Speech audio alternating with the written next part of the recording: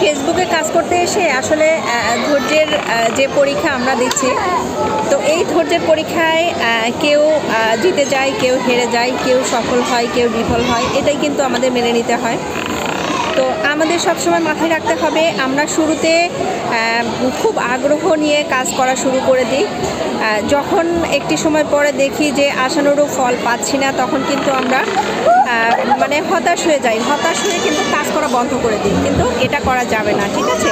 First time আমাদেরকে কি করতে হবে, প্রচুর ধৈর্য নিয়ে একদম টাইম মেনটেন করে আমাদের ছোট ছোট কন্টেন্ট ভিডিও এগুলো কিন্তু তৈরি করতে হবে, ঠিক আছে? যখন আমরা দেখব যে আমরা একটা পর্যায়ে এসে আমাদের ভিউজ বেড়ে গেছে, ফলোয়ার বেড়ে গেছে, কিন্তু তখন আমরা কি করব, একটু একটু করে কাজের আগ্রহ বাড়িয়ে দিব এবং একটু একটু করে সময় ইনভেস্ট করা শুরু করব। তখন কিন্তু আমাদের এগ্রেসিভলি কাজ করতে হবে। আমরা কিন্তু শুরুতে অনেক বেশি আগ্রহ দেখাই, পরবর্তীতে আশানুরূপ ফল না পেয়ে কিন্তু আমরা সেটা মানে হতাশ হয়ে কাজ ছেড়ে দিই। এটা কিন্তু করা যাবে না। Thank you.